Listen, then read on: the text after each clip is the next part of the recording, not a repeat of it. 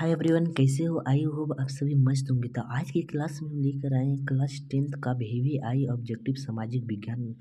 तो स्वागत है इस यूट्यूब चैनल नीरज ज्ञान क्लासेस में। तो आज की वीडियो में चलिए हम वीडियो को स्टार्ट करते हैं। तो सबसे पहला क्वेश्चन है, बाजार का स्वरूप विश्व व्यापारी किस क्रांति के बाद हुआ है? तो इसका राइट आंसर हो जाएगा, सबसे पहले हम क्वेश्चन को पढ़ते हैं।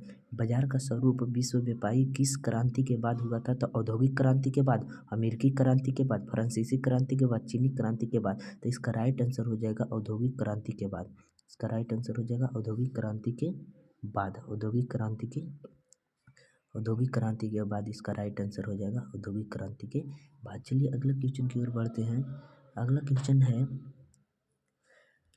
कागज का आविष्कार किस देश में हुआ था? कागज का आविष्कार चीन में, जापान में, जर्मनी में, रोम में। तो कागज का आविष्कार हुआ था चीन में। कहाँ हुआ था? तो कागज का आविष्कार किस में हुआ, कहाँ हुआ था? चीन में। कागज का आविष्कार चीन में हुआ था। चलिए आगे हम क्वेश्चन की ओर बढ़ते हैं। तीसरे क्वेश्चन की ओर, नेपोलियन संहिता किस वर्ष लागू हुआ था? तो नेपोलियन संहिता 1804 ईस्वी में लागू हुआ था। 1804 ईस्वी में नेपोलियन संहिता लागू हुआ था। 1804 ईस्वी में नेपोलियन संहिता लागू हुआ था।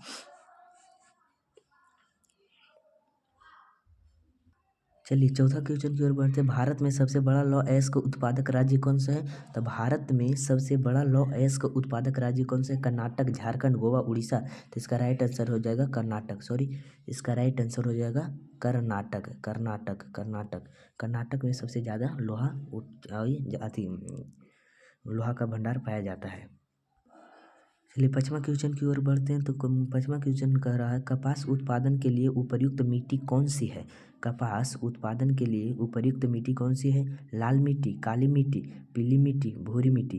तो काली मिट्टी, कपास के लिए काली मिट्टी उपयुक्त है। काली मिट्टी कहाँ पाई जाती है? तो काली मिट्टी सबसे ज़्यादा पाया जाता है महाराष्ट्र में कपास की खेती ज़्यादा की जाती है, क्योंकि वहाँ पे काली मिट्टी ज़्यादा पाई जाती है। काली मिट्टी का दूसरा नाम रेगुर मृदा कहा जाता है।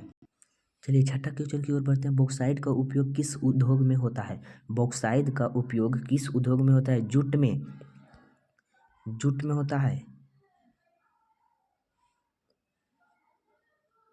होता है, तांबा में होता है, और सीमेंट में होता है, एल्युमिनियम में होता है। तो इसका राइट आंसर होगा सीमेंट में। चूना पत्थर का उपयोग कहाँ होता है? सीमेंट में। चूना पत्थर का उपयोग किस चीज़ में होता है? तो सीमेंट उद्योग में चूना पत्थर का उपयोग किया जाता है।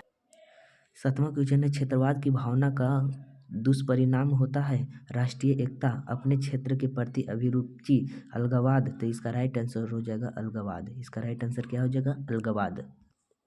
श्रीलंका के बहुसंख्यक समुदाय की भाषा है हिंदी, तमिल, सिंहली, फ्रेंच। तो इसका राइट आंसर हो जाएगा क्या? सिंहली। श्रीलंका के बहुसंख्यक का भाषा क्या है? सिंहली। श्रीलंका के बहुसंख्यक का भाषा क्या है? तो इसका राइट आंसर हो जाएगा सिंहली। नौवां क्वेश्चन है, एक अर्थव्यवस्था के किस क्षेत्र को सेवा क्षेत्र कहा जाता है? प्राथमिक क्षेत्र को, द्वितीय क्षेत्र को, तृतीय क्षेत्र को, इनमें से सभी को। तो तृतीय क्षेत्र को तृतीय क्षेत्र को सेवा क्षेत्र कहा जाता है। विश्व व्यापार संगठन की स्थापना कब हुई थी? 1990 में, 1991 में, 1995 में, 1997 ईस्वी में। तो विश्व व्यापार संगठन की स्थापना वर्ष 1995 ईस्वी में हुआ था। 1 जनवरी 1995 ईस्वी में। इसका डेट भी पूरा याद रखना। 11वां क्वेश्चन है, सबसे पहली भूमि रेल कब बनी? 1863 ईस्वी में, 1864 ईस्वी में, 1865 ईस्वी में। तो इसका राइट आंसर हो जाएगा 1863 ईस्वी में सबसे पहले भूमिगत रेल चला था, जो लंदन में चला था 1863 ईस्वी में। चलिए 12वें क्वेश्चन की ओर बढ़ते हैं। गिरमिटिया किसे कहा जाता है? अनुबंधित मजदूर को, रोगियों को, छिपकली को, अंग्रेजों को। तो गिरमिटिया मजदूर किसे कह जाते हैं? तो अनुबंधित मजदूरों को ही गिरमिटिया मजदूर कहते हैं। अनुबंधित मजदूरों को ही गिरमिटिया मजदूर कहा जाता है। अनुबंधित मजदूरों को ही गिरमिटिया मजदूर। 13वां क्वेश्चन है, मुद्रण तकनीक का विकास सर्वप्रथम कहाँ हुआ था? भारत में, चीन में, इंग्लैंड में, इटली में। तो मुद्रण तकनीक का विकास सर्वप्रथम कहाँ हुआ था? तो इसका राइट आंसर हो जाएगा चीन में। इसका राइट आंसर कहाँ हो जाएगा? चीन में। मुद्रण तकनीक का आविष्कार कहाँ हुआ था? तो चीन में हुआ था। अल हिलाल का संपादन किया था मौलाना आज़ाद ने, महात्मा गांधी ने, मो अली जिन्ना ने और मो कैक ने। तो मौलाना आज़ाद ने किया था। इसका राइट आंसर क्या हो जाएगा? मौलाना आज़ाद ने किया था। इटली के एकीकरण में निम्न में से किसका संबंध नहीं है? बिस्मार्क का, मेजनी का, काउर का, गैरीवाल्डी का। तो इसका राइट आंसर होगा बिस्मार्क, क्योंकि बिस्मार्क जर्मनी देश का एकीकरण में वास्तुकार था, इसलिए इटली में इसका कोई संबंध नहीं था। सन 1870 में फ्रांस और पर्सा के बीच युद्ध कहाँ हुआ था? सेडोवा में, साइड में, फ्रैंकफर्ट में। तो इसका राइट आंसर हो जाएगा सेडोन में। इसका राइट आंसर क्या हो जाएगा? सेडोन में। सेडोन में इसका राइट आंसर हो जाएगा सेडोन में। 17 क्वेश्चन का नाम है वार एंड पीस किसकी रचना है? कार्ल मार्क्स का, टोल्स्टॉय का, दोस्तोयेव्स्की का, एंजेल्स का। तो इसका राइट आंसर हो जाएगा कार्ल मार्क्स। इसका राइट आंसर हो जाएगा, नहीं सॉरी, वार एंड पीस किसकी रचना है? तो इसका राइट आंसर हो जाएगा वार एंड पीस। इसे ही युद्ध और शांति का भी कहा जाता है। तो इसका राइट आंसर हो जाएगा टोल्स्टॉय। टोल्स्टॉय हो जाएगा वार एंड पीस के रचनाकार टोल्स्टॉय। अगले क्वेश्चन की ओर बढ़ते हैं। तो 18वां है, तो वियतनाम में टोकिन फ्री स्कूल की स्थापना कब हुई थी? वियतनाम में टोकिन फ्री स्कूल की स्थापना कब हुई थी? तो 1907 ईस्वी में। 1907 ईस्वी में वियतनाम में टोकिन फ्री स्कूल की स्थापना हुई थी। 19वां क्वेश्चन है रंपा विद्रोह कब हुआ था? 1916 ईस्वी में, 1917 ईस्वी में, 1918 ईस्वी में, 1919 ईस्वी में। तो इसका राइट आंसर हो जाएगा 1916 ईस्वी में रंपा विद्रोह हुआ था। रंपा विद्रोह कब हुआ था? तो वर्ष 1916 ईस्वी में ही रंपा विद्रोह हुआ था। वर्ष 1916 ईस्वी में रंपा विद्रोह। 20वां क्वेश्चन है जमशेदजी टाटा ने Tata iron and steel company की स्थापना कब की थी? 1854 ईस्वी में, 1907 ईस्वी में, 1915 ईस्वी में, 1923 ईस्वी में। तो इसका राइट आंसर हो जाएगा 1907 ईस्वी में। जमशेदजी ने टाटा ने Tata iron and steel company की स्थापना 1907 ईस्वी में की थी।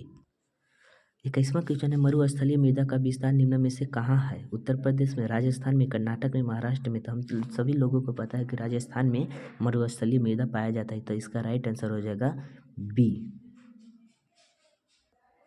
22वां क्वेश्चन है देश के बांधों को किसने भारत का मंदिर कहा था? तो महात्मा गांधी ने नहीं किया, स्वामी विवेकानंद ने, डॉक्टर राजेंद्र प्रसाद ने, पंडित नेहरू ने। तो इसका राइट आंसर हो जाएगा पंडित नेहरू ने ही देश का भारत का मंदिर कहा था। इनमें से कौन सा ऐसा जीव है जो केवल भारत में ही पाया जाता है? घड़ियाल, डॉल्फिन, विव्हेल, कछुआ। तो इसका राइट आंसर में घड़ियाल होगा। डॉल्फिन देखो जलीय जीव कहेगा तो डॉल्फिन मानना, और ऐसा जीव जो केवल भारत में ही पाया जाता है तो इसका राइट आंसर हो जाएगा घड़ियाल। यूरेनियम का प्रमुख उत्पादन स्थल कौन है? डिगबोई, झरिया, घाटशिला, जादूगोड़ा। तो इसका राइट आंसर हो जाएगा जादूगोड़ा। इसका राइट आंसर क्या हो जाएगा? डी यानी जादूगोड़ा। 25वें क्वेश्चन का नाम है किस फसल को उजला सोना कहा जाता है? गन्ना को, कपास को, जूट को, चाय को। तो कपास को ही उजला सोना कहा जाता है। कपास को ही उजला सोना कहा जाता है। 26 क्वेश्चन है संसार के चावल उत्पादन देश में भारत का स्थान क्या है? पहला, दूसरा, तीसरा। तो इसका राइट आंसर हो जाएगा संसार के चावल उत्पादन के देश में भारत का स्थान है दूसरा। भारत का स्थान कौन है? तो भारत का स्थान है दूसरा। भारत का स्थान कितना है? दूसरा।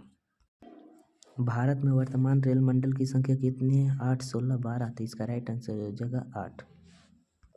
भारत में किन शहरों में मेट्रो रेल सेवा उपलब्ध है? कोलकाता एवं दिल्ली में, दिल्ली एवं पटना में, कोलकाता एवं दिसपुर में, दिल्ली एवं आगरा में। तो कोलकाता एवं दिल्ली में। इसका राइट आंसर क्या हो जाएगा? तो कोलकाता एवं दिल्ली में। कोलकाता एवं दिल्ली में इसका राइट आंसर हो जाएगा कोलकाता एवं। भारत का राष्ट्रीय पक्षी कौन है? तो कबूतर, हंस, मयूर। तो इसका राइट आंसर हो जाएगा मयूर। भारत का राष्ट्रीय पक्षी कौन है? सोपानी कृषि किस राज्य में प्रचलित है? बिहार का मैदानी क्षेत्र में, उत्तराखंड में, हरियाणा में, पंजाब में। तो इसका राइट आंसर हो जाएगा बी यानी उत्तराखंड में सोपानी कृषि प्रचलित है। 31 क्वेश्चन है कि रूस की बोल्शेविक क्रांति का नेतृत्व किसने किया था? केरेन्स्की, ट्रॉट्स्की ने, लेनिन ने। तो इसका राइट आंसर होगा सी यानी लेनिन ने किया था।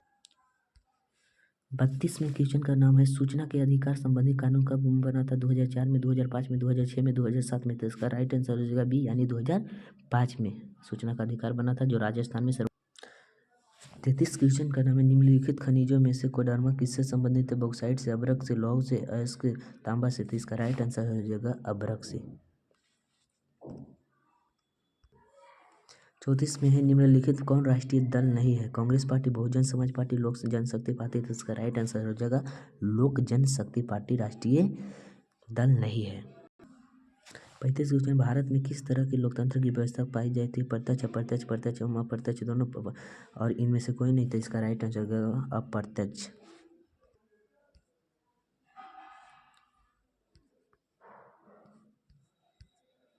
36 क्वेश्चन, गठबंधन सरकार की पकड़ प्रशासन पर होती है मजबूत, ढीली, अति मजबूत, कठोर, तो इसका राइट आंसर हो जाएगा ढीली।